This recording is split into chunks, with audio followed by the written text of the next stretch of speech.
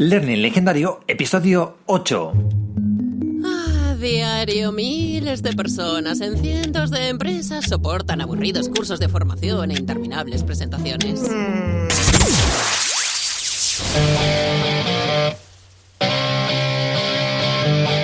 ¿Te dedicas a la formación o deseas hacerlo? ¿Te gustaría crear experiencias de aprendizaje más eficaces y participativas? Entonces, este es tu podcast. Aquí encontrarás ideas, consejos y herramientas para hacer mejores formaciones. Aprende de la mano de otros formadores expertos. Esto es Learning Legendario. ¿Qué tal? ¿Cómo estás? Pasa adelante, esta es tu casa, ponte cómodo, ponte cómoda y disfruta con el episodio de hoy. Hoy tenemos un episodio muy interesante porque tenemos con nosotros a un experto en formación y en la gestión del cambio organizativo. Es decir, una persona que ayuda a que las empresas transformen su cultura. Una de las cosas que a mí me parecen más difíciles, sin duda. Pero bueno, antes de empezar, quiero anunciar al ganador del concurso que planteábamos en el episodio anterior, en la entrevista con Nieves, en el que planteábamos un reto que era descubrir la frase o un mensaje secreto que habíamos dejado oculto en el podcast. Pues bien, primero te leo la frase. El reto, la emoción y la intriga activan el cerebro para el aprendizaje. Bueno, ¿y cómo se sacaba esta frase? Pues si escuchas el podcast, había una serie de números durante la entrevista que iban sonando y estos números sonaban justo detrás de cada una de las palabras que conforman esta frase. Entonces simplemente había que coger la palabrita y ordenarlo. Creo que me he pasado con el reto porque realmente no ha habido mucha respuesta. A lo mejor era un poco complicado. Intentaré fliparme menos la próxima vez. Y bueno, y el ganador es David López Antequera. Así que nada, muchísimas gracias David y muchísimas gracias a todos. Me pondré en contacto contigo, David, para enviarte el libro. Pero antes de empezar te recuerdo que si quieres encontrar más recursos para crear mejores experiencias de aprendizaje, puedes visitar mi blog learninglegendario.com. Ahí voy compartiendo todo lo que voy aprendiendo de este apasionante mundo de la formación y del aprendizaje. ¡Empezamos!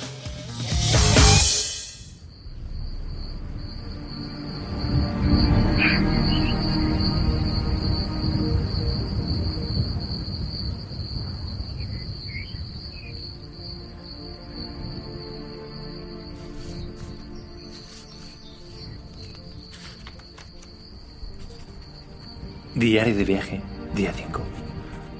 Hoy escribo desde la tienda, mientras el viento sopla fuera con fuerza. Ya está atardeciendo y escucho los grillos de la estepa y a los jinetes volver a casa.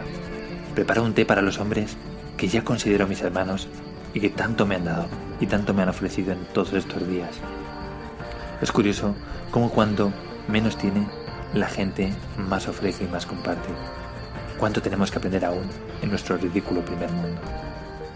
Mire, perdone, pero no puede estar aquí. Ya se lo hemos dicho ayer y antes de ayer. Las tiendas de campaña son solo de exposición. No se puede meter a cocinar dentro con un hornillo.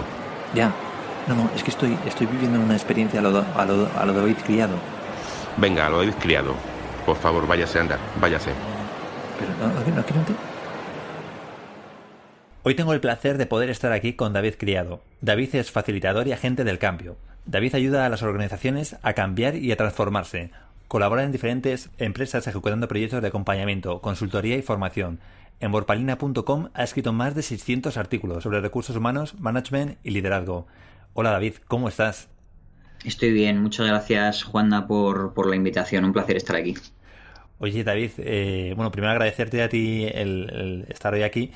Y para los que no te conozcan, ¿podrías contarnos un poco quién eres y qué es lo que haces de momento? Sí, yo me dedico a la facilitación y al acompañamiento de organizaciones en procesos de cambio. También acompaño a personas a título individual y yo me definiría como un especialista en cambio. Esa es la palabra a la que yo me dedico. Generalmente a los que nos dedicamos a esto se nos llamaba o se nos ha llamado con anterioridad consultores y bueno, en parte es verdad que hago consultoría, luego hablaremos si te parece de ello con más detenimiento, pero yo me definiría como facilitador y agente de cambio.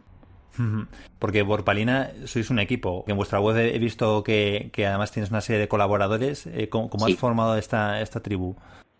Bueno, pues durante años estuve estableciendo vínculos antes de dejar de trabajar por cuenta ajena, hace ya algunos añitos, y estuve estableciendo vínculos y contactos con gente que me resultaba interesante, y luego a partir de que empecé mi propio negocio, que me di de alta como autónomo y fui profesional libre, empecé a conocer, debido a mi práctica, a muchísima gente, y a raíz de la gente que conocía, pues empecé a no a reclutar porque no tenemos contratos por cuenta ajena, pero sí a montar mi propia red de profesionales. Y lo que hemos hecho con Borpalina, lo que hice con Borpalina en su día, fue crear una marca que es esta, Borpalina, borpalina.com, que es una marca de cambio. Yo creo que ahora mismo somos bastante conocidos en España, en el mundo de las organizaciones. Y desde el principio tuve claro, Juanda, que no quería montar una empresa con una estructura tradicional que tuviera mucho coste pasivo, sino que la sociedad en la que vivimos y el momento en el que estamos abogaba por una organización diferente, que fuera más una red que una empresa. Y esto es lo que creé. Montamos equipos ad hoc en función de las necesidades del cliente, y esto me permite que las personas que tuve de confianza en su día y que se adhirieron pues un poco a la carta de navegación de Borpalina, de la iniciativa en su día, porque antes nos llamábamos Iniciativa Borpalina, pudiera trabajar con ellos, y que estos equipos además pues fueran bastante multidisciplinares. Esto facilita, hablando entre emprendedores, pues muchísimas cosas que la gente que nos estará escuchando puede prever o puede suponer, como por ejemplo que no existe ningún tipo de coste más allá de los costes asociados a emprender cualquier tipo de proyecto con clientes, ¿no? Y esto además hace que no haga falta mantener una plantilla, sino que cada persona, mediante meritocracia y mediante su propio esfuerzo, pues puede formar parte de la iniciativa. Y al final, para pertenecer a la iniciativa, hay como solo dos requisitos. El primero de ellos es que yo como su fundador considere que esta persona, bueno, pues tiene el bagaje suficiente para formar parte de la red. Generalmente tenemos a gente con unos 20 años de experiencia, con mucho callo, digamos, mucha mochila emocional acompañando organizaciones. Ese es el primer requisito. Y el segundo requisito es que cada persona que participa de esta red tenga también a su vez su propio negocio, lo cual me permite generar una red no solamente con la marca Borpalina, sino además con las marcas de cada una de las personas que colaboran con la red, y así hacemos más red todavía. Uh-huh. No, esta es la idea. Desde luego es un modelo, o sea, me sorprende porque bueno, yo te escuchaba en alguna charla que tú venías del mundo de la consultoría, que es ¿no? Sí. Que es un mundo totalmente, radicalmente diferente, y veo que has roto con todo. O sea, desde el hecho de sí, pues, no tener una red, ¿no? El funcionar digamos, de forma interconectada, pero sin esas jerarquías, ¿no? Y esas grandes infraestructuras. Claro, tienes que entender que cuando funcionamos en los proyectos, cuando estamos trabajando, no existe, así es, ningún tipo de jerarquía, sino que yo estoy trabajando con gente que presupongo que tiene una profesionalidad y que lo demuestran en su día a día, ¿no? Y esto facilita mucho las cosas. Y yo provenía de un mundo, lo has dicho muy bien, que era tremendamente tradicional. He trabajado pues en 3 de las 5 grandes consultoras en España. Y bueno, pues estaba acostumbrado a otras cosas, muchísima estructura, muchísimo coste pasivo, muy poca flexibilidad, una forma de trabajar muy rígida, y esto, sin embargo, esta nueva forma de trabajar es totalmente flexible y muy resiliente, este adjetivo que utilizamos ahora mucho, y que aquellos que nos dedicamos a acompañar el cambio en las organizaciones nos viene bien ser aquello que precisamente estamos intentando llevar a las organizaciones, ¿no? Sí, predicar con el ejemplo. Porque, eso es. No, que además entiendo que esto es una gran ventaja para el cliente porque no está soportando los costes de toda esa infraestructura. O sea, me refiero que incluso, digamos, tendrá, aparte de esa flexibilidad, es algo que no le cargas al cliente, que no le está aportando realmente ningún valor. Eso es, me permite economizar gastos, lo cual le permite al cliente economizar costes de proyecto, y esto es algo que los clientes agradecen.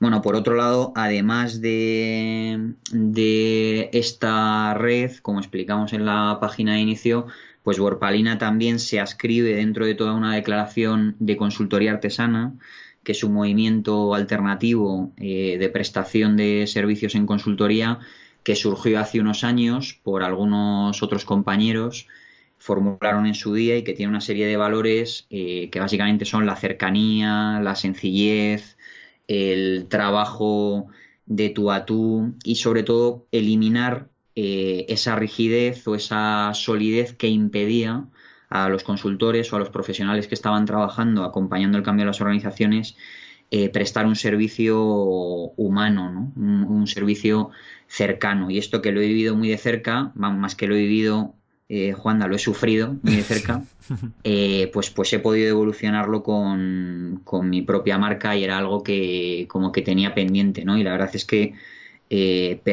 da muchísimo juego, me permite trabajar no solamente con mi marca, sino que yo además trabajo para otras marcas, como bien has dicho en la presentación, a cuyas redes también pertenezco, ¿no? Luego, Borpalina es, como tantas otras marcas que están surgiendo, una red de redes y está basado pues en una marca personal propia que es la mía, un discurso que es el que generé hace años y que me permite trabajar con ese discurso y con el de otros. Es algo tan bonito y tan inmediato como eso y sinceramente creo que este es el futuro del trabajo, al menos de los trabajadores del conocimiento. Yo no sé si en otro tipo de trabajos pues más físicos iremos hacia este tipo más físicos o tipo logística o industrial, se podrá ir a estas estructuras tan líquidas o tan fluidas, pero yo creo que este es el futuro del trabajador del conocimiento sin ninguna duda. Yo también comparto contigo esa opinión. El otro día escuchaba que Airbnb, por ejemplo, tiene ya más hoteles, bueno, o casas que los Hilton y pues eso, la plantilla está totalmente distribuida, no tiene prácticamente ningún activo. Y no hay estructura. Exactamente. Prácticamente. Airbnb está pensado, es una empresa pensada alrededor de, bueno, pues de esto que se ha denominado economía social, que en muchos casos esta etiqueta, bien es cierto que no es del todo verdad. Para ser economía social, además de generar valor de forma distribuida, que es de lo que estoy hablando hoy en la entrevista, además de eso es necesario, en mi opinión, y en la de muchos otros como Christian Felber, pues tener una huella que haga bien a la sociedad en la que vives, ¿no? Airbnb, bueno, ha innovado en cuanto al modelo de negocio, pero no deja de ser al final el negocio inmobiliario de entras en una casa, te vas, etcétera, ¿no? Y fíjate que aquí hay una diferencia con otras marcas que estamos surgiendo y es que desde Borpalina, desde el primer día que surgió la marca, es decir, yo dimití de mi puesto de trabajo un viernes, bueno, pues ya estaba viajando por el mundo el sábado para aprender cosas nuevas, pero al mes ya estaba dado de alta y estaba emprendiendo mi propio negocio. Desde ese primer día que estaba emprendiendo mi negocio, sí que tuve en cuenta que quería tener esa huella social y mejorar la realidad de las personas, ¿no? Luego, cuando tienes en cuenta esto, tienes que sacrificar otras muchas cosas, como por ejemplo, el volumen de negocio. Creo que una cosa y la otra es mi opinión personal, no son conciliables. Entiendo que con esto que dices, incluso habrás rechazado a lo mejor clientes, sí, ¿no? Sí. Que no te pareciera que la actividad que realizan fuera Sí, acorde, de hecho, ¿no? Con tus principios o con tus valores. Eso es. De hecho, yo siempre me he considerado un mercenario desde que creé mi propio negocio. Me sigo considerando un mercenario, es decir, yo no soy un consultor ideológico. Hay muchos compañeros a los que respeto cuya práctica está basada en una ideología muy concreta de la organización a la que tenemos que ir. Pero mi práctica no está basado tanto en la organización que yo creo que tengo que ser, como en el hecho de que siempre tiene que existir una relación de confianza entre cliente y proveedor. De hecho, las fronteras en consultoría artesana están muy desdibujadas, ¿no? Es una relación muy humana. Y entonces yo no exijo tanto que la organización, pues por ejemplo, no sea jerárquica o no sea autoritaria, y esas cosas no las exijo. Puedo trabajar perfectamente con organizaciones y acompañar el cambio en organizaciones que sean así. Organizaciones, por ejemplo, de corte familiar, que son a lo mejor tienen estructuras muy rígidas, pero yo sí que exijo a mis clientes que esa confianza exista y sobre todo que quieran cambiar. Juanda, esto es lo importante, porque hay muchas personas, muchos directivos que dicen que quieren cambiar, pero en realidad lo dicen con la boca pequeña y no saben todas las implicaciones y consecuencias de ese pensamiento, ¿no? Querer cambiar. Querer cambiar significa renunciar a muchas cosas de tu día a día o de la cultura que vives, que en el momento en el que me encuentro que algún cliente pues no quiere renunciar, pues ahí en esas ocasiones tengo que decir que no podemos colaborar. Eso sí que lo tengo que hacer.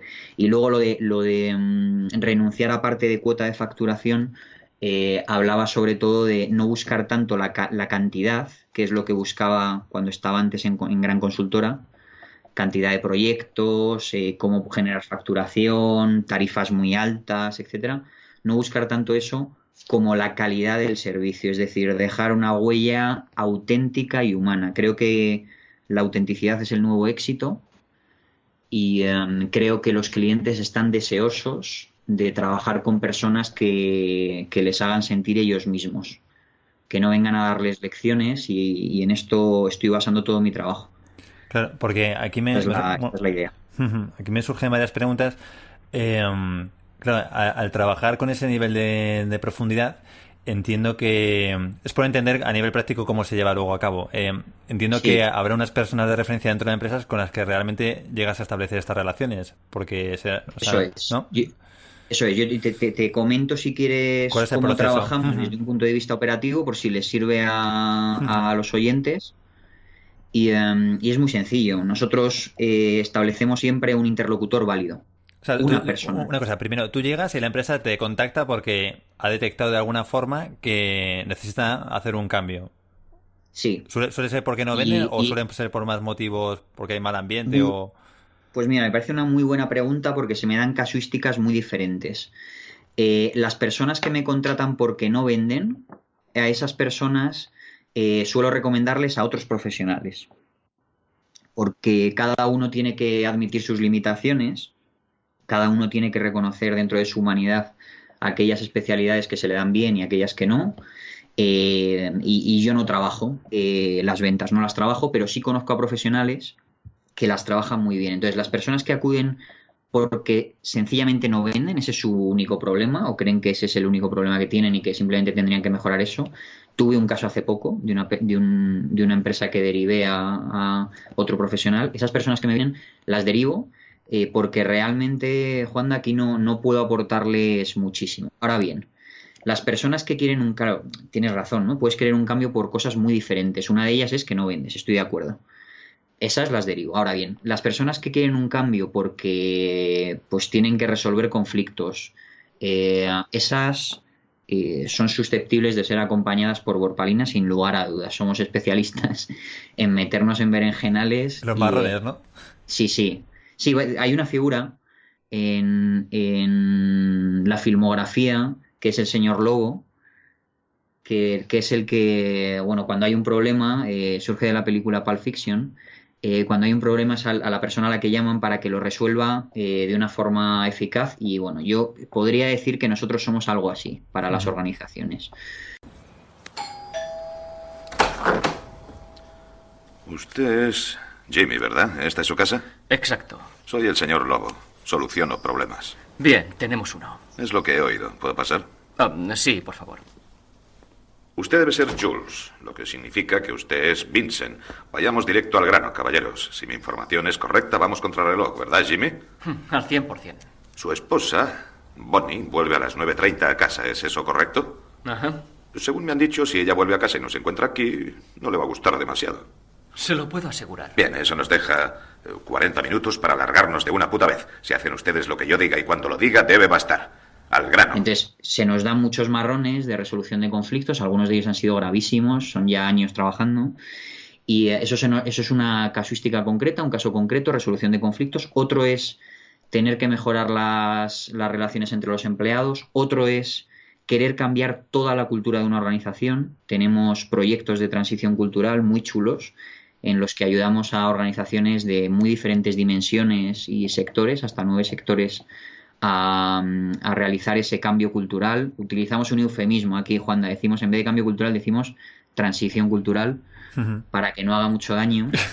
y lo hacemos. Otra casuística es, por ejemplo, empresas que es un caso muy concreto de ahora mismo, una consultora que nos ha contratado a Borpalina para trabajar el cambio en su gestión de personas. Entonces ahí trabajamos, te puedes imaginar, directamente con el Departamento de Recursos Humanos o de personas, como se suelen llamar últimamente, ¿no? Otra casuística diferente, problemas de liderazgo, gente que ha accedido a puestos de mandos intermedios, middle management o puestos de alto directivo, top management. Les ayudamos a aportarles herramientas, habilidades para que puedan salir hacia adelante mediante programas de coaching ejecutivo, sobre todo.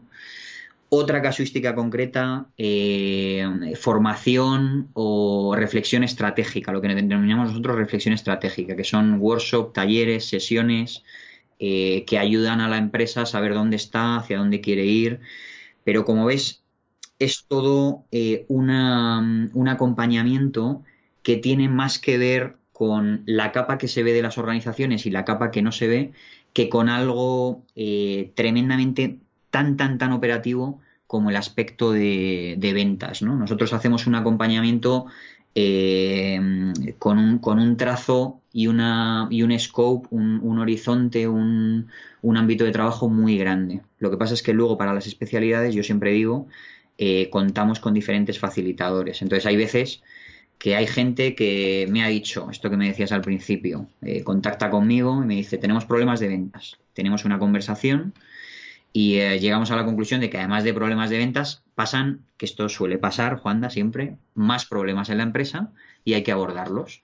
Entonces lo que hacemos es que Borpalina se queda al proyecto para acompañarlo.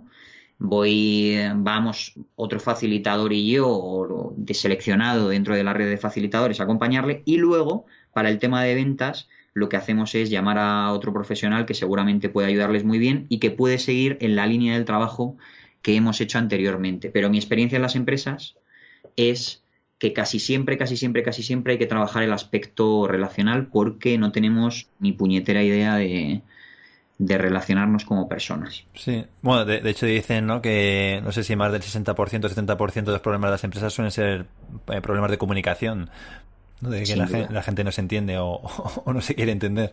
Sin duda. ¿Todas las empresas pueden cambiar? ¿O has llegado a algún punto alguna vez con algún cliente que digas, mira, lo siento, no puedo avanzar con vosotros? ¿O realmente se puede aplicar el cambio en todas las empresas? Bueno, yo tengo que confesar algo que suelo confesar a mis clientes en las primeras conversaciones, en el contacto preliminar. El Katzenbach Institute, que es el Katzenbach Center, que es uno de los grandes think tank que existen en el mundo sobre esto del cambio, suele decir, ha concluido durante varios años que más o menos, a pincelada, a brocha gorda, el 50% de las empresas que inician un proceso de cambio cultural, en el caso del cambio cultural, sí. Es decir, estamos hablando de cambios muy grandes, son cambios a nivel relacional, estratégico, hay muchos cambios ahí, hacemos proyectos de estos, solo el 50% consiguen el cambio que deseaban al principio. El otro 50% o bien no lo consigue y hace intentos pues que no acaban en lo que querían que acabara, o bien directamente consiguen algo que no sabían que podían conseguir. Esto es curioso. Esto quiere decir que hay empresas que empiezan creyendo que su problema es uno y a partir de que comienza el acompañamiento y empezamos a trabajar, acaban descubriendo una serie de cosas que tenían dentro y que estaban latentes y que hacen que se den cuenta de que muy probablemente tenían que trabajar otros muchos ámbitos de la organización, ¿no? Entonces, en resolución de conflictos, por ir a lo concreto, siempre que hemos trabajado en Borpalina, hemos resuelto conflictos. Esto sí que puedo decir que con un adecuado acompañamiento se puede resolver. Ahora bien, en los proyectos de cambio cultural, no siempre, y esto hay que ser sinceros y reconocerlo. Las organizaciones, no todas ellas pueden cambiar porque se necesitan muchos condicionantes para lograr ese cambio, entre los cuales está la formulación de una visión adecuada, la existencia o el entrenamiento adecuado en unas habilidades concretas para las personas concretas, tener una plantilla que esté motivada y que pueda formular el cambio. Es decir, en concreto nosotros hemos detectado 8 condicionantes que hacen que esas empresas puedan salir adelante o no en ese proceso de cambio. En lo concreto suelen salir. Ahora bien, en cambios culturales, que es algo pues como muy gordo, digamos, ahí en nuestro caso y en mi experiencia se suele cumplir que el 50-50. Lo que no quiere decir que... Sí, que no mejoren, ¿no? Que no mejoren y que cuando nos vamos todo el mundo está contento. Quiero decir, tenemos un nivel de satisfacción sobre 10 de 9,4 en los clientes. Entonces, pero aun estando satisfechos, nosotros tendremos que hacer autocrítica desde Borpalina y reconocer que efectivamente aquello que nos propusimos en su día no se ha conseguido, ¿no? Porque realmente es complejo, es cierto. Claro, yo creo que intervienen tantos factores y entiendo también que no sé si es así, ¿no? Pero que el cambio cultural, al estar tan arraigado en las personas, a lo mejor la empresa no puede permitirse prescindir de alguna... Bueno, que no sé si es una de las medidas que puede ser necesaria, llegar a ser necesaria en ese extremo, de que haya de hecho, personas que a lo mejor no tengan cabida, por decirlo de alguna forma, ¿no? En esa nueva cultura. Sí. De hecho, una de las cosas que he detectado durante estos años es que hay determinados factores que condicionan mucho la capacidad de cambio en las organizaciones. Por ejemplo, organizaciones con un nivel de rotación de personal bajo requieren o muchísimo tiempo para el cambio o no van a poder cambiar. Esto es curioso, ¿eh? Lo íntimamente asociado que está ese factor que son los niveles de rotación de la gente, es decir, la gente que entra y sale y la media de antigüedad de las personas en la organización, con la capacidad de cambio. Y esto tiene todo que ver con lo que estabas diciendo ahora mismo, ¿no? Cuando una persona tiene la posibilidad de acomodarse en su trabajo y generar una serie de hábitos concretos y estar sujeto a ellos y no a las posibles innovaciones o adaptaciones a las nuevas realidades que existan, entonces simplemente busca el camino más sencillo. Nuestro cerebro es el mejor mecanismo de supervivencia que existe y lo que busca es un entorno de seguridad y de estabilidad, como es lógico, ¿no? Entonces, sin ser una crítica hacia muchas de las personas que trabajan en organizaciones, es cierto que este factor, por ejemplo, condiciona mucho los cambios en las organizaciones. Y luego hay otros factores que tienen también que ver, además de de rotación de personal, yo destacaría sobre todo la retribución.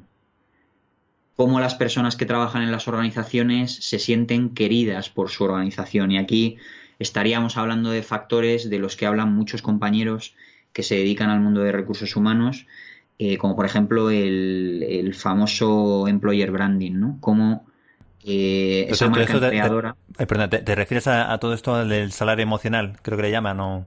Sí, bueno, el employer branding, la marca empleadora, no solamente tiene que ver con el salario emocional, sino también y sobre todo con que la organización tenga una marca empleadora y un trato adecuado tanto a las personas que entran en los procesos de selección como, y esto es innovación, sería innovación en España, por ejemplo, a las personas que se quedan.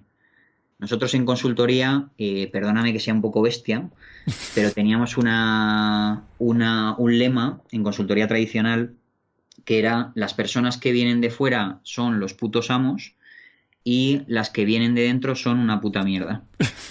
Y entonces este lema que nosotros teníamos en consultoría tradicional lo teníamos porque organización que íbamos, organización que se cumplía, que nos idolatraba cuando llegábamos de fuera con una corbata, etcétera, y que a la gente que estaba dentro la hacía de menos y no sabían cuidarla, ¿no? Entonces es muy triste ver esto y precisamente, bueno, Borpalina, y esto es importante decirlo, nace de, bueno, primero de mi vocación por acompañar y ayudar a los demás, pero sobre todo, de esa experiencia traumática siendo sistemáticamente maltratado por las organizaciones para las que trabajaba, ¿no? Entonces me dije a mí mismo, esto hay que resolverlo y hay que crear algo que ayude a mejorar la realidad de las personas que se quedan en las organizaciones, porque yo me iba, pero dejaba mucha gente atrás. Con las que sigo, por cierto, Juanda, manteniendo contacto y siguen sufriendo, ¿no? Entonces, creo que la gente lo pasa mal en su trabajo. Las últimas estadísticas dicen que 8 de cada 10 trabajadores no están satisfechos con su desempeño y con lo que hacen. Es un dato triste que nos tiene que hacer reflexionar, ¿no? No todo el mundo tiene ni la opción, ni el valor, ni la actitud para montar un negocio propio, y existen estructuras por cuenta ajena y seguirán existiendo. Luego tenemos que cuidar de eso bastante, ¿no? Y bueno, esto está muy vinculado a lo de también generar una estructura flexible para atender a toda esta gente, ¿no? Porque además entiendo comparto contigo que es uno de los grandes dramas el despertarte un lunes, ¿no? Y que te dé pereza o no que salir de la cama y no estar motivado. La verdad que es una pena, y lo que tú dices, ¿no? Que no todo el mundo puede disfrutar del trabajo que le gustaría.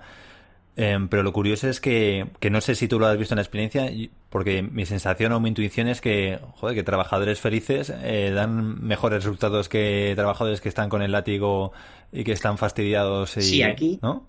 sí, aquí, fíjate, se me ocurren muchas cosas. Ahora mismo me vienen muchas cosas a la cabeza con esta buena reflexión que acabas de hacer. La primera de ellas es que probablemente en una sociedad de rendimiento como la que estamos viviendo, en lo que lo importante es rendir, que ha sido anunciada por muchos pensadores, por muchos filósofos, en esta sociedad del rendimiento quizá tenemos un nivel de autoexigencia muy alto y ya no distinguimos entre nuestra vida personal y profesional. Eso hace años que dejamos de hacerlo. Y es muy doloroso, Juanda, que una persona, como tú bien dices, quiero rescatar esa reflexión que has hecho porque es muy buena, se levante un lunes, porque a mí me pasaba y por eso yo dejé mi puesto de trabajo, no sepa para qué se levanta, ni qué está haciendo exactamente con su vida, ni qué aporta a los demás, ¿no? Y eso es lo que trabajamos. Yo siempre digo, el único reto del management ahora es lograr que ninguna persona necesite esperar al final de su jornada laboral para sentirse viva, ¿no? Sí. Uh-huh. Este creo de verdad que es el único reto en la gestión de personas y en el liderazgo de organizaciones. De verdad que lo creo, porque se ha hecho tanto daño durante tantas décadas deshumanizando las organizaciones, que ahora muchos pretendemos humanizarlas y recuperar todas esas cosas que no se hacen, ¿no? Diálogo, el conectar con las personas, hacer que se sientan bien. Y luego, fíjate, asociado a esto que acabo de decir, y muy vinculado a la pregunta que me hacías sobre la felicidad de los empleados en la organización, se me ocurre que yo soy muy combativo con esta nueva postura de que los empleados tienen que ser felices y que las organizaciones tienen que lograr que los empleados sean felices. Yo creo que no. Yo creo que diferenciando muy bien entre lo que es pensamiento positivo y psicología positiva, el pensamiento positivo es este happy flowerismo de tenemos que sonreír todos. Mr. Wonderful, que yo estoy harto ya de ver tazas por todas partes de hoy vas a tener un día estupendo. Eso es. Yo soy más de... Hay otra marca que se llama Mr. Putterful que me encanta. Me parece, sí. Yo también conozco Mr. Wonderfuck. En plan, que es de plan, muy buena, es igual. Son muy parecidas las dos. Y entonces son muy buenas y estas... pues recelan de este pensamiento positivo que básicamente lo que quiere es eliminar sentimientos que el ser humano necesita, como la tristeza, la ansiedad, o sea, cosas que nos han hecho sobrevivir hasta nuestros días y que no tenemos que desechar, simplemente hay que gestionarlas. Y luego está la psicología positiva, que es una ciencia social y que nos dice que la felicidad está basada en muchas cosas, ¿no? Está basada pues hay dos tipos básicos de felicidad, ¿no? Hay muchas divisiones, pero está el hedonismo, que es este consumo feliz. Sí, de mirarse el ombligo todo el día, ¿no? Claro, mirarse el ombligo, querer una vida placentera, estar todo el rato viviendo placeres. Esto es un poco el carácter hedonista. Y luego está el eudemonismo, que esto es otra cosa. Y tiene que ver con encontrar un sentido a lo que haces, con hallar una vida significativa, con atreverte a vivir todos los sentimientos. Yo creo que la felicidad va por aquí y por responsabilizar a cada persona de su propia felicidad, no a la empresa. Es decir, la empresa lo que puede hacer es, siendo sinceros, favorecer el bienestar de sus empleados. Eso sí lo pueden hacer. Pero la felicidad es una elección de cada uno. Hay gente, Juanda, que elige no ser feliz durante toda su vida. Y no pasa, quiero decir, hombre, no pasa nada, a mí sí que me pasaría, pero a ellos pueden vivir así. Y bueno, tú puedes hablar con ellos, pero es una elección de cada uno, ¿no? Entonces, toda esta gran fiebre que está habiendo por buscar felicidad en las empresas, yo creo que tenemos que bajar el nivel de exigencia. Necesitamos cosas más básicas, como decir, a enseñar a la gente a decir buenos días al empleado que tiene al lado, enseñar a los jefes a desasirse del látigo, enseñar que los empleados pueden hablar porque tienen ideas, enseñar que los clientes pueden configurar nuestros servicios y que hay que escucharles. Y esto es muy anterior a la felicidad. La felicidad es algo tremendamente complejo que cada uno tiene que buscarse las habas para ver cómo conquista, ¿no? Esta es mi idea. No, la verdad que escuchándote, joder, tengo el cerebro a mí. Porque una de las cosas muy interesantes que has mencionado es el hecho de eso, de hacer responsables a las personas. Y fíjate que es que cada vez que hablo en esas entrevistas y con otros formadores, pasa lo mismo con el aprendizaje. Me refiero, hay muchas personas que esperan que la empresa sea quien les diseñe su plan de desarrollo y su plan de formación y nos hacen responsables. Y y es algo también que te he escuchado a ti hablar sobre el éxito, ¿no? Que creo que decías algo así como que el éxito es algo que te permites a ti mismo, ¿no? Y es también, digamos, volviendo al tema de la responsabilidad que tiene cada uno en su propio desarrollo, aprendizaje o búsqueda de la felicidad. Eso es. El éxito no es algo que te dan otros, de acuerdo a cómo yo lo entiendo, sino algo que tú te permites y por lo que luchas. Lo que quiere decir que el baremo de si has triunfado o no, lo dices tú. Es tu propio baremo. Luego puedes tener reconocimiento social, que esto es otra cosa. Reconocimiento social, fama, que viene dada por el reconocimiento social, bien pues porque aparezco en muchos libros, películas o lo que sea, bien por lo que sea, no nos vamos a meter ahí, eso es fama.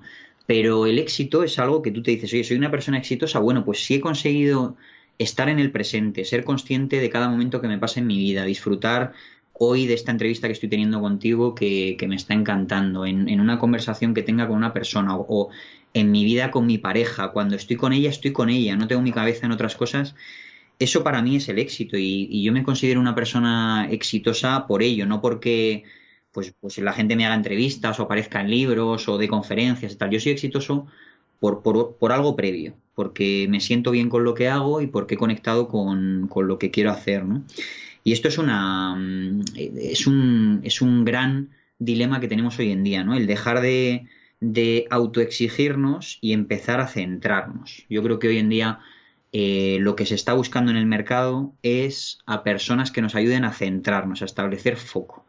Necesitamos dejar de hablar de tantos modelos, tantas herramientas. Yo, en el último taller de Training Days, que es un programa que tenemos de entrenamiento de alto impacto en habilidades relacionales, que tiene 4 niveles de madurez, que se está dando por toda España, en el último programa utilizamos 101 herramientas, pero yo les insistía siempre, lo importante, les decía siempre, y repito, se lo repetía una y otra vez cuando las trabajábamos, lo importante no es todo lo que hemos visto, que hemos disfrutado todos estos días unos de otros en cuanto a herramientas, lo importante es que no seáis fieles a ellas, que las modifiquéis en función de lo que necesitáis, ¿no? Y luego decías una cosa, Juanna, que quiero rescatar, que es esto de que los empleados tengan una actitud concreta ante su aprendizaje. Yo supongo que algunos otros formadores te lo habrán comentado en otras entrevistas, pero yo quiero compartir aquí en la entrevista mi experiencia llegando a muchos sitios y viviendo el rechazo durante la primera media hora de los asistentes generalmente yo no hago formaciones, no hago, digamos, sesiones de facilitación en las que pues tengo una metodología concreta, luego si quieres hablamos de eso. Y asisto a las sesiones y generalmente la primera media hora tengo que enfrentarme a esa actitud de la gente de estoy sentado en mi silla, vuelca sobre mí todo el conocimiento que quieras y a ver si me gusta o no. Sí. Y esto, claro, esto es totalmente contrario a mi forma de trabajar, ¿no? Yo, como facilitador, mi trabajo está basado en lo contrario, en hacer que la gente se esfuerce por sí misma, se encuentre y valore lo que tiene dentro, ¿no? No son recipientes vacíos que hay que llenar porque ellos no saben nada y yo lo sé todo, eso nunca ocurre, sino que yo parto de la base, fíjate qué innovación, de considerar a la gente que va a las sesiones adulta. Y esto significa que si eres adulto, has tenido una trayectoria, puedes compartir experiencias y puedes enriquecerte desde tu vivencia. Y esto es algo que creo que en el mundo del acompañamiento, de la facilitación, de la formación, es innovación, de verdad que lo creo. Porque generalmente cascamos unos rollazos. Sí, unas chapas y unas lecturas magistrales. Una chapa, macho, unos PowerPoint, unas historias con la gente que es que de verdad que no ayudan. Lo que hoy es diferencial en un mundo donde tenemos el conocimiento accesible a golpe de clic con desbloquear el móvil, lo que hoy es diferencial son las relaciones. Sin lugar a dudas, el cómo, no tanto el qué, sino el cómo. Y esto es lo que creo que marca la diferencia en el trabajo que yo hago con clientes, ¿no? Oye, y por contarnos un ejemplo práctico, me refiero, en este entorno hostil, imagínate, bueno, o si quieres podemos hablar de Training Days, ¿cómo empiezas ante un escenario así, donde ves que los participantes ya de buenas están reclinados hacia atrás, en una actitud... Bueno, yo es que tengo que decirte que soy muy payaso. Me gusta muchísimo controlar, creo que la palabra es una de las grandes conquistas de la historia de la humanidad. Yo diría que hay algunas grandes conquistas, la palabra fue la primera, la imprenta yo diría fue la segunda, la tercera, los sistemas de gestión, sin lugar a dudas, nos cambiaron la vida, y luego diría inventos como la higiene, como temas. Sí, eso es básico, ¿no? Para mí, habiendo viajado por países en desarrollo, he aprendido mucho allí. Que algunos de ellos pues tienen muchos problemas de higiene, cuando lo ves te das cuenta de la importancia que es haber conquistado eso en el mundo, ¿no? Pero a lo que voy, la palabra. Yo utilizo muchísimo, tengo una forma de facilitar muy dialógica, muy basada en compartir, en ser natural, en compartir lo que yo soy, mi propia experiencia, para que otros puedan abrirse, sentirse cómodos y replicar, Juanda. Voy a intentar hablar muy claro, replicar lo mismo que yo vivo cuando quedo con mis amigos a tomar en Madrid. Yo soy de Madrid, aunque ya uno pierde su lugar de origen cuando viaja tanto, pero en intentar replicar ese momento en el que te vas de caña con los amigos y estás tremendamente a gusto y sabes que puedes comentar cualquier cosa, siempre con respeto, bueno, si son amigos a veces hasta sin respeto. Y vas a estar a gusto y vas a estar cómodo y te va a dar pena irte, ¿no? Eso es lo que intento replicar en las sesiones, que la gente esté cómoda. Y yo creo que para eso, fíjate, voy a ser también bruto aquí, vale todo. Yo he llegado a emborrachar a gente en sesiones de facilitación, a hacer catas de vino en la propia sesión para que se soltaran y para que, siguiendo nuestro carácter español y festivo, pudieran abrirse más. Y lo he conseguido y ha salido bien. Me he llevado a gente a bares, a lugares para desayunar. Cuando les he visto que estaban muy aburridos después de la primera hora, sabiendo que íbamos a estar 4, les he dicho, venga, coged vuestras cosas, nos vamos a la calle, y hemos estado trabajando en un bar y la gente está encantada. O en días que hace sol, los he sacado a la calle y hemos estado trabajando en un parque. O en organizaciones que tienen un ático desaprovechado, los he subido al techo y hemos estado trabajando con unas vistas de la ciudad espectaculares. Y sobre todo con mucho sentido del humor, intentando no tomarme en serio y diciéndoles siempre que esta es la base de todo mi trabajo, que yo no tengo ni puñetera idea de la organización con la que estoy trabajando. Que yo acabo de llegar, yo siempre utilizo el mismo ejemplo. Digo, mira, no sé ni dónde están los baños, me lo acaban de decir, necesitaba ir al baño y me lo acaban de decir, imagínate... si no sé los problemas para decirlo. Claro, entonces esto hace que la gente se relaje. Cuando actúas desde la humildad y no desde la pretensión, yo creo que esto es muy bueno y ayuda mucho, ¿no? Fíjate que es curioso que comparto totalmente lo que dices, en el sentido, o sea, que es verdad lo que dices en el sentido de que parece que hablas con amigos.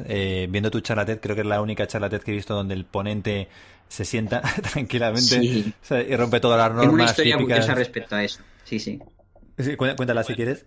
Sí, cuando contacta contigo algún organizador TED, a los que hemos tenido la suerte de que han contactado con nosotros, los organizadores TED, en teoría, incluso los de TEDx, que sabes que son licencias pues un poco más abiertas, no son las licencias tan rígidas de TED, los TEDx pues son organizaciones un poco más laxas, pero siempre tienen la obligación de compartir contigo una serie de criterios que son necesarios para que tú hagas la conferencia, ¿no?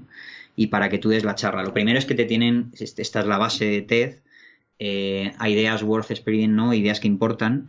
La base es que tu idea importe, que sea algo que pueda modificar la mentalidad de la gente y transformar. Eso es lo primero. Yo creo que en su día lo que compartí en aquel TED puede modificar la conducta de personas, ¿no? Y todavía pues lo ha visto tantos miles de personas que al final ya uno dice, oye, pues probablemente le haya aportado algo a gente, ¿no?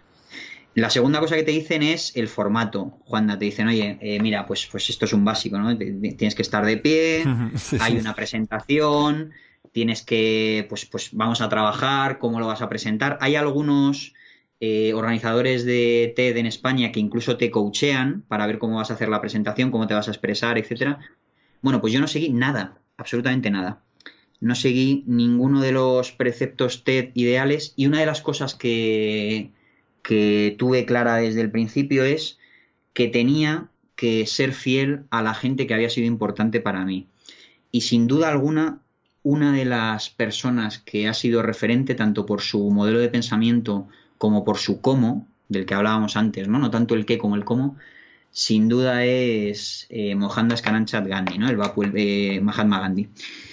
Él solía hablar a la gente del mismo modo en el que yo lo hice en el TED. Se solía sentar junto a las personas para conseguir hablar con ellas y que vieran cierto nivel de cercanía, ¿no? Yo veía que esto faltaba en los TED, que los TED generaban mitos de gente que se idealizaba y que se veía en un escenario y que, bueno, pues luego cuando intentabas ver ese TED veías que era algo inaccesible, ¿no? Que era como una especie de semidios.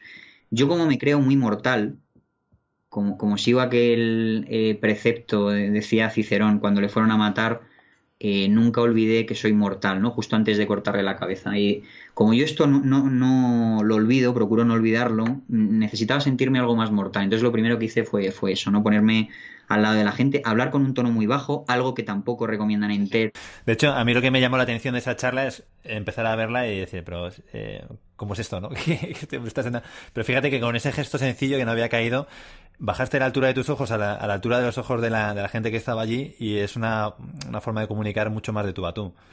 Sí, luego hay gente que se ha puesto en contacto conmigo a lo largo, porque esto fue hace 4 años, se ha puesto en contacto conmigo a lo largo de estos años y me ha dicho que lo ha hecho. Después de verlo le ha parecido una buena idea y lo hace, ¿no? Yo también en algunas charlas pues me voy con el público y me siento entre el público. Eso es lo que a veces hago en alguna conferencia y la gente flipa, ¿no? Porque de repente apago la pantalla y me pongo a hablar con ellos. Y es que este tipo de cosas solo se pueden hacer cuando tienes seguridad en tu discurso y en lo que tienes que transmitir, ¿no? Y como yo creo que esto que hago, que es humanizar las organizaciones, hace falta, pues como que me veo como con muchos argumentos para hacer todas estas locuras, ¿no? Tengo la sensación de que aquí el grado de improvisación es muy alto.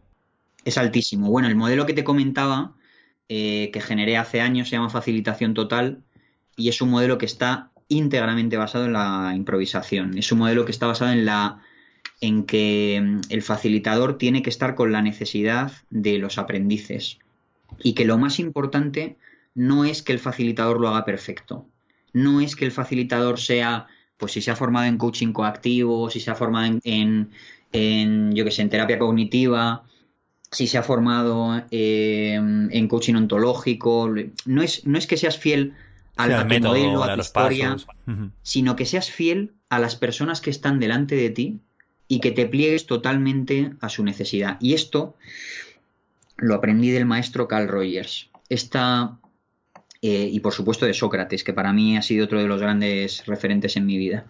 Esta capacidad de escuchar a las personas, de dialogar con ellas y de olvidarte de todos los corsés, camisas con las que hemos sido educados y nos hemos educado nosotros mismos para acceder realmente al alma de la gente que tienes delante. Entonces, sí, el nivel de improvisación es muy alto y también añadiría eso que el nivel de conocimientos tiene que ser muy alto. Es decir, yo he tenido que adquirir una serie de hábitos desde que estoy en mi trabajo que lo digo así para que suene muy guay, pero que en realidad lo llevaba haciendo. Yo he leído siempre muchísimo, no sé si alguien puede decir que lee mucho, no sé si es algo que se puede decir, pero bueno, he leído siempre mucho y bueno, yo cada mes compro unos 15, 20 libros para poder reciclarme porque creo que hay mucho conocimiento en Internet, pero creo sin lugar a dudas que la profundidad sigue estando en los libros, ¿no? En libro electrónico, en papel, lo que tú quieras, pero La profundidad sigue estando en el formato libro, y aquellos que nos dedicamos a acompañar a gente y a organizaciones tenemos que tener profundidad, estamos obligados a ellos.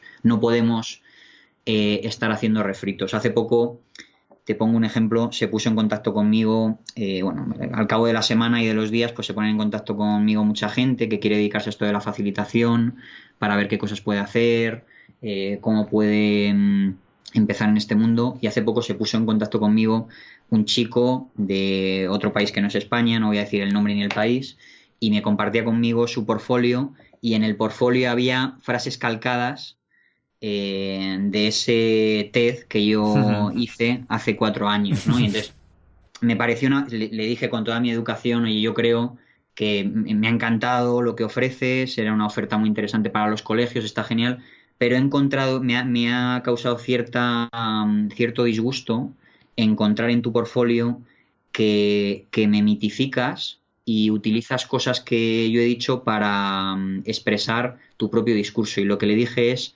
yo estoy seguro que tú vales más de lo que crees que valen otros, y estoy seguro que puedes encontrar tus propias palabras para expresar tu forma de comprender el mundo y de ayudar a los demás. Yo te voy a ayudar, le dije, yo voy a estar aquí para lo que necesites, pero te invito, lo primero, si me has subido en algún pedestal, a que me bajes inmediatamente.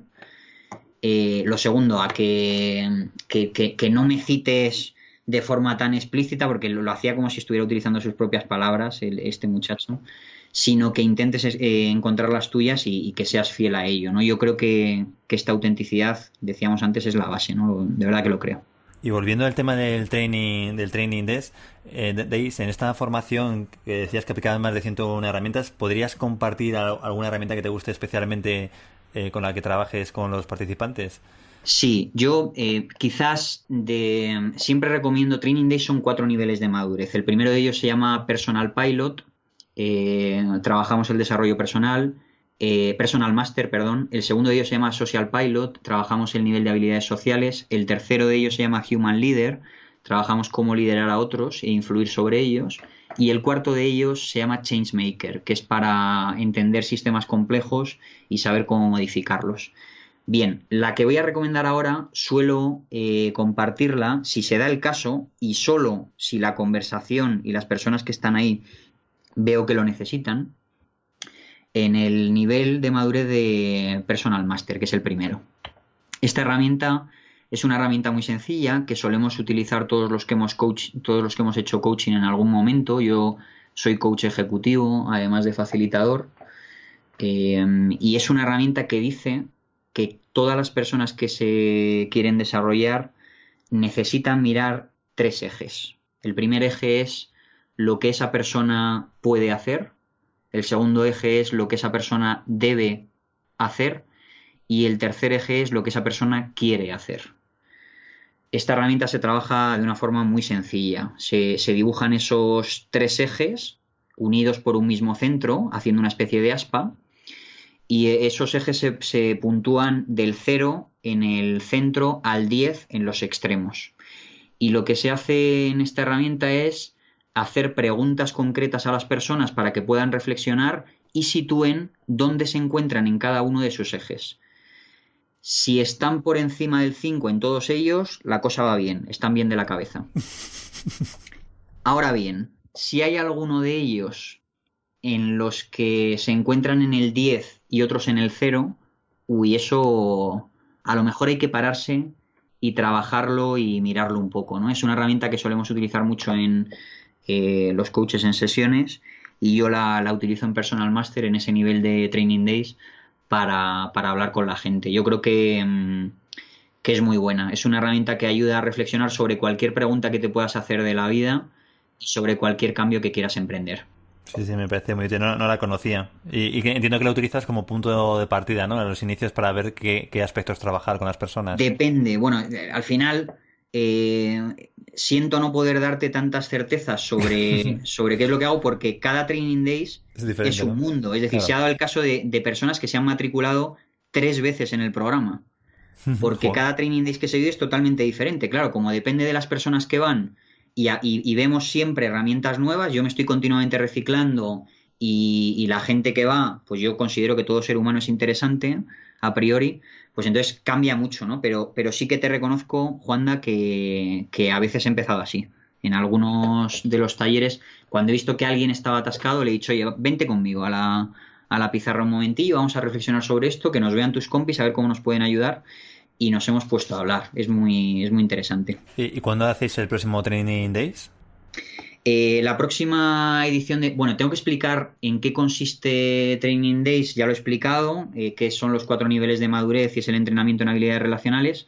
Y luego cómo se hace, esto es lo último que debería explicar de Training Days para responder a tu pregunta. Yo soy muy mal organizador y se me da fatal el marketing.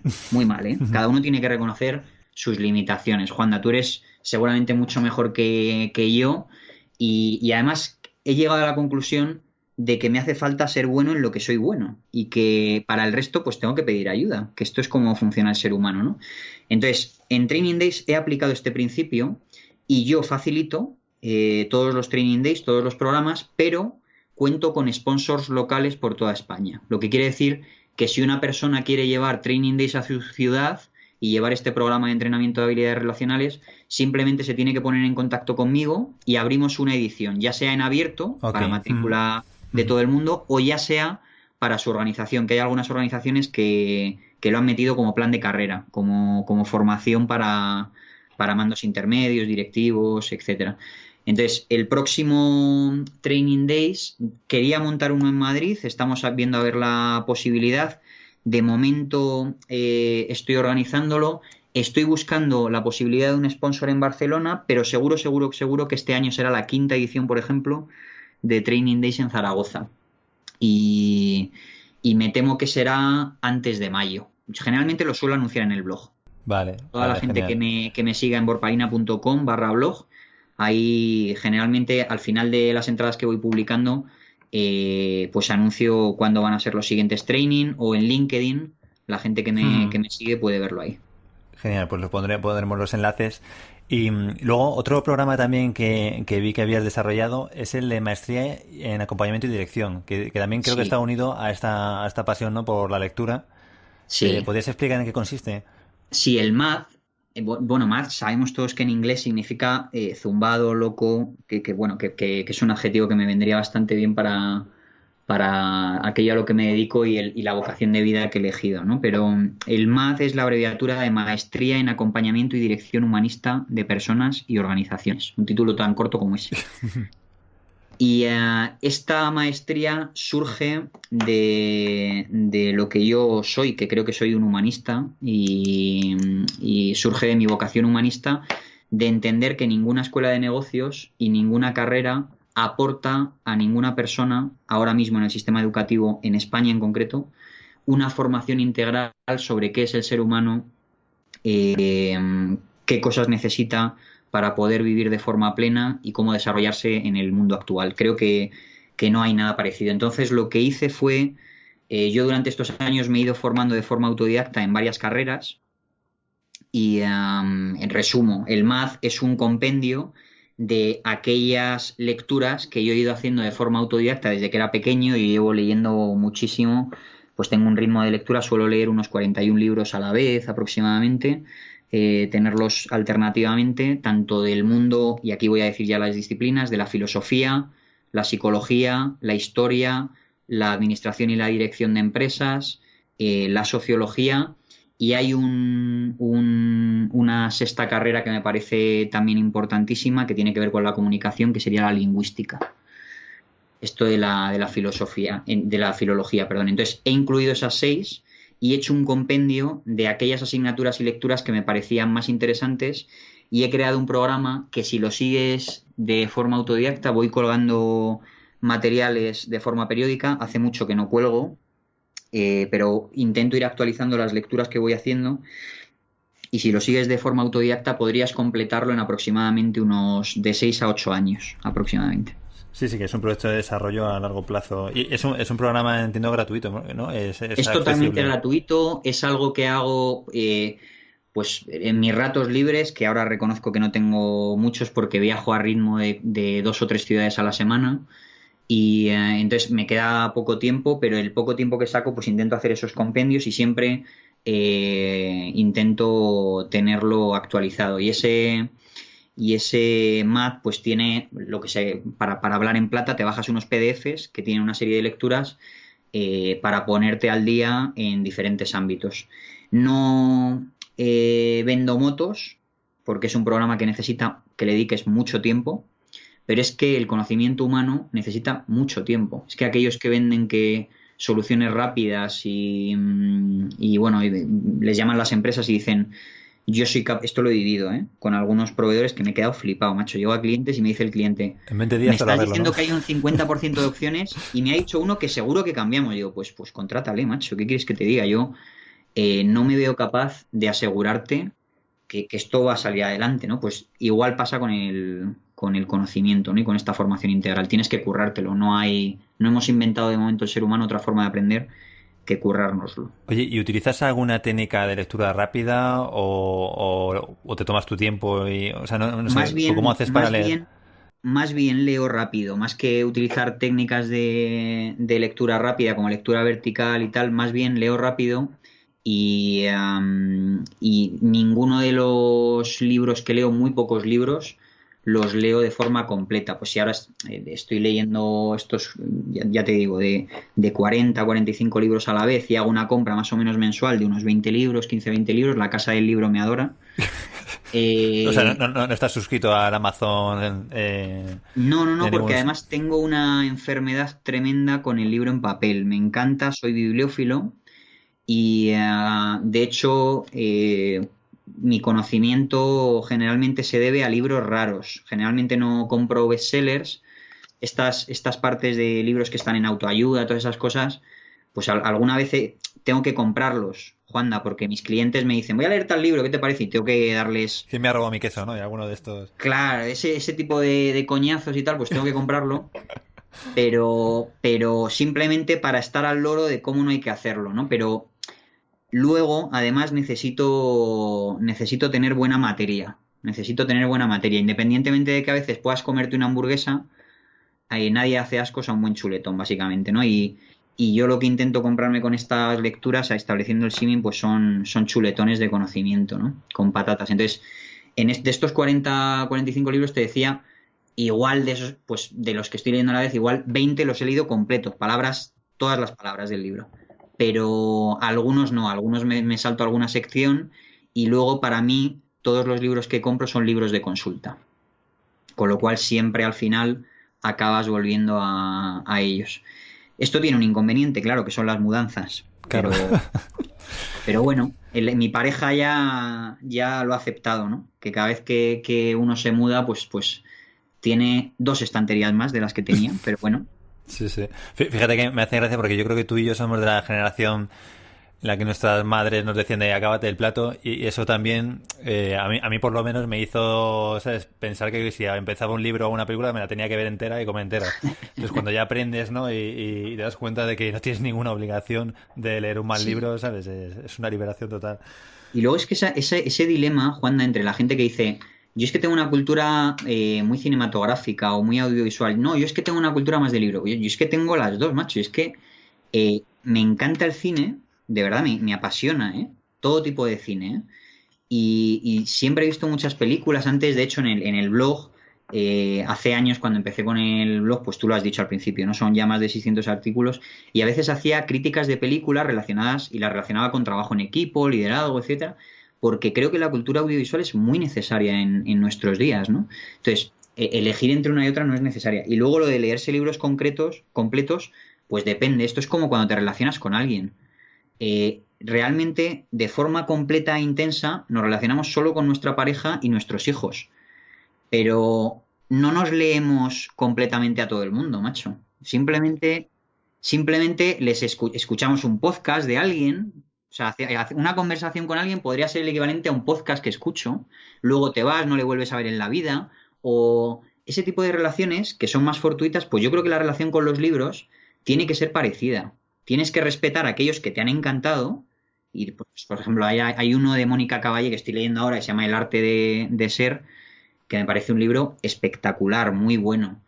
Pues este libro me lo he leído entero, ya me quedan 10 páginas. Pero habrá libros que nos leamos, pues Quién se ha llevado mi queso, o que no nos enganchen y que no tenemos obligación de leérnoslo, claro que no. Por ir terminando con el tema de los viajes, que sé que eres una persona que andas, bueno, has visitado Viajo un mucho. montón de países y que Sí, viajas un montón. sí. Eh, ¿Qué te aportan estos viajes? Me refiero. Y también la otra pregunta que tengo es, ¿hace falta también irse tan lejos para sacar estas enseñanzas que luego compartes en el blog, que me parecen también súper útiles y súper interesantes? Vale, yo te respondo a la segunda primero. No, no hace falta viajar tan lejos para aprender cosas que en su día ya me enseñó mi abuela. No hace falta. La persona que cambió el pensamiento occidental se llama Immanuel Kant y no salió de su pueblo. Y esto nos demuestra que no hace falta viajar mucho para tener una mente tremendamente amueblada que nos permita reconfigurar y mejorar nuestra vida y la de los demás. No hace falta, claro que no. Pero ¿qué me aportan? Me aporta muchísimo. Intento ir a lugares, yo lo llamo inmersiones de aprendizaje a los viajes, y lo llamo inmersiones porque te zambulles en culturas que intento que sean lo más desconocidas posibles. Ahora mismo estoy planeando la siguiente y estoy barajando 3 opciones. Irme con los esquimales a la península de Yamal durante un mes a convivir con ellos en Siberia. La otra opción es irme con los aborígenes de Papúa Nueva Guinea a estar un mes también con ellos. Y la última que sería, digamos, el último gran territorio tibetano que me faltaría por explorar, irme a la llanura de Ladakh, en el norte de la India, a convivir con esos seres tan entrañables y que tanto me han aportado, como son los budistas tibetanos, ¿no? Tanto las personas como los religiosos, ¿no? Tanto los seglares como los religiosos. Pero ¿esto cómo lo organizas? ¿Hay una agencia que se dedica a este tipo de viajes o tú mismo? Son viajes de aventura y hay personas, son más personas, Juanda, Ujú. Es que una red de... agencias. Ujú. Sí, es una red de personas que se dedican a viajes de aventura y entonces vas estableciendo contactos. Hay también agencias de viajes que hacen viajes de aventura y que simplemente te ponen en contacto con un contacto local, se llevan una pequeña comisión y tú luego a partir de ese contacto local configuras el viaje como tú quieras. Por supuesto que no son viajes como irte a Punta Cana Sí. o irte a una semana a un hotel de Venecia, no se parece absolutamente en nada. No significa que irse a Punta Cana o Venecia esté mal, ojo. Significa que son experiencias diferentes y sirven para cosas diferentes.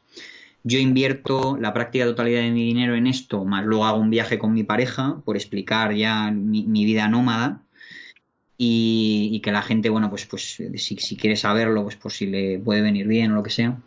Y invierto bastante porque también son viajes que requieren una inversión buena. Parte de mi trabajo durante todo el año tiene una caja de ahorro que va a estos viajes en concreto. Y bueno, pues ahora ya te digo, estoy intentando decidirme entre estos 3. No lo tengo este año muy claro. Realmente quiero ir a los 3 sitios. O sea, sé que a lo largo de mi vida acabaré yendo a los 3. Pero igual que me hace mucha ilusión, por ejemplo, convivir con alguna cultura de la Amazonia, ¿no? Y estos son, digamos, los 4 viajes que me gustaría hacer en el futuro.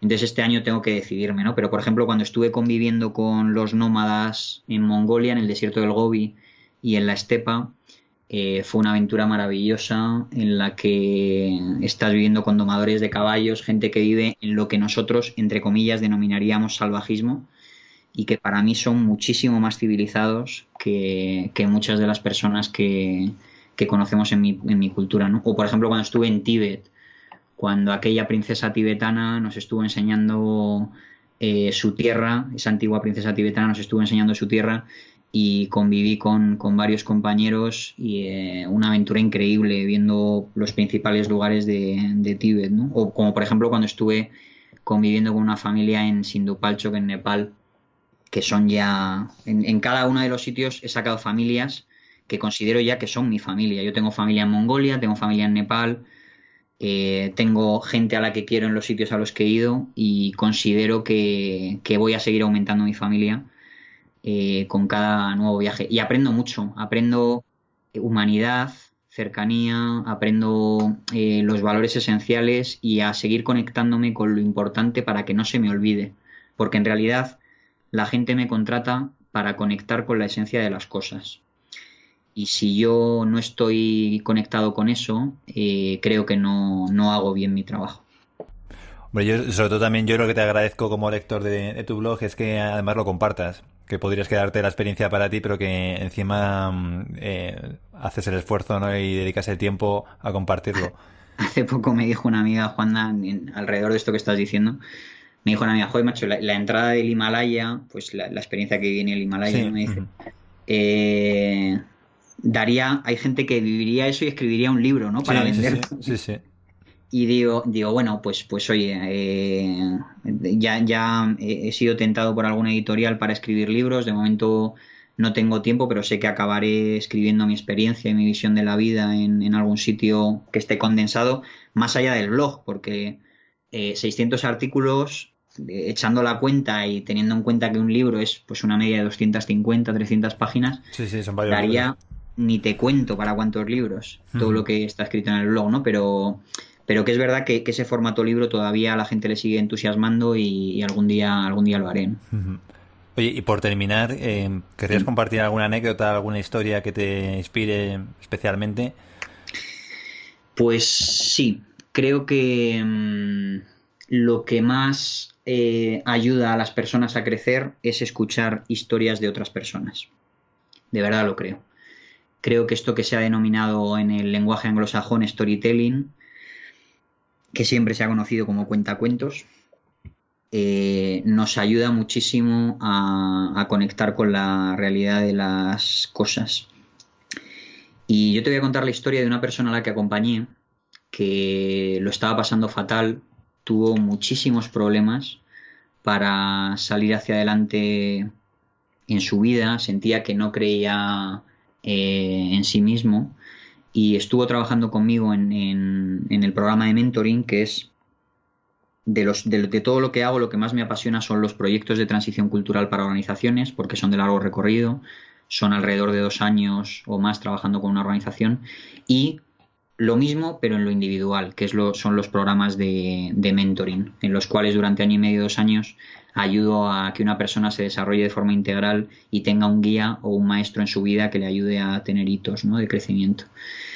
Y esta persona se metió al programa tremendamente desesperanzada de sí misma, habiendo vivido una experiencia muy traumática, y es una persona que no creía que iba a salir hacia adelante, y es una persona que hoy, a día de hoy, la llaman muchísimos amigos y muchísimos compañeros de trabajo para pedirle consejo sobre cosas que tienen que hacer, porque han visto cómo ha sido capaz de superarse a sí misma, superar sus miedos y salir hacia adelante. En realidad, esta historia habla de lo que yo hago.